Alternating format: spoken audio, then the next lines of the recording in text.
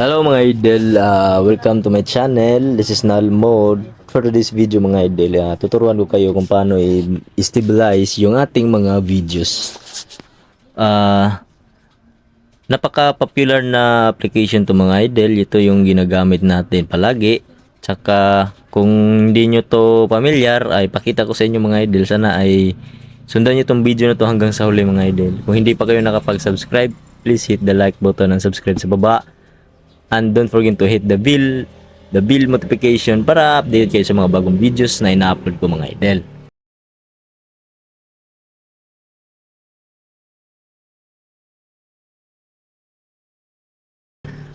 Una mga idol, pakita ko sa inyo kung paano ba gawin maging stabilize o stable yung ating mga videos na masyadong ma-shaky na mga videos kung kayo ay sumasakay ng sasakyan o kahit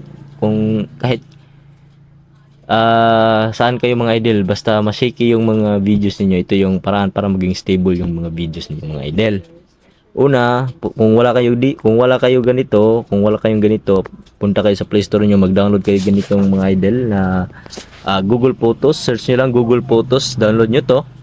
Kung wala kayong ganito na application, popular to mga idol, maraming download to, 5 billion plus. Sa akin na-download ko na to, open ko lang. Ito lang mga idol. Para makita ninyo mga idol kung paano. May titest tayo dito mga idol. Ito mga idol. Non-organic po ito na ginagawa kong video mga idol. Pero sample lang ito. Pag shaky yung videos ninyo. Pinutin nyo lang yan kung pili lang kayo kung anong videos na gusto nyo i-stabilize. Tapos pagkatapos mga idol, pindutin nyo tong edit. Itong edit mga idol, pindutin nyo to sa gitna. Ganun lang mga idol. Tapos intayin lang natin mga idol yung loading niya. Nakita nyo to mga idol. Ito, kita nyo to. Gilid sa speaker mga idol.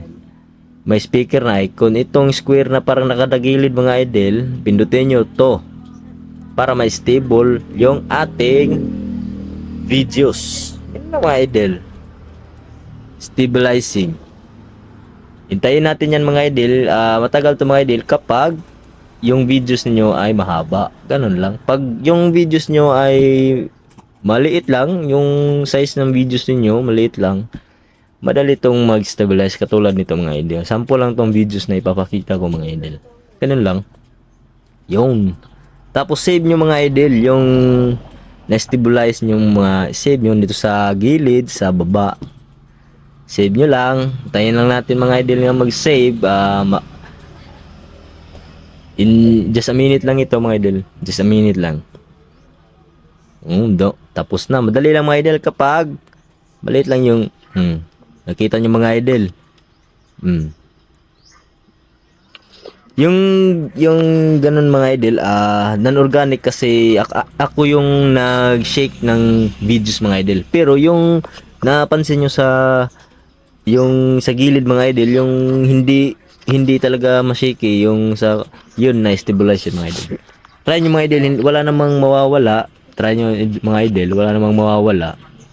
Pero ito epektibo talaga mga idol, stabilize yung mga ganun. Kasi yung sample ko sana ay sasakay sana ako ng motor pero hindi ko nagawa. Ito na lang.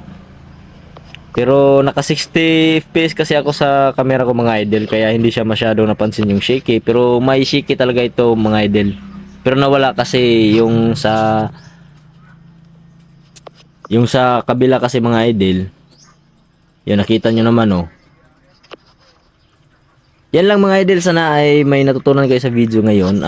Please don't forget to hit the like and subscribe. Don't forget to hit the bell notification para updated kayo sa mga bagong videos na ina-upload natin.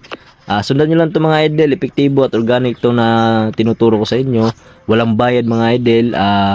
Okay naman siya, very organic talaga yung pag-stabilize ng mga videos mga idol. Ganun lang mga idol, wag kayong magtaka sa videos na to kasi non-organic yung videos na ginagawa ko.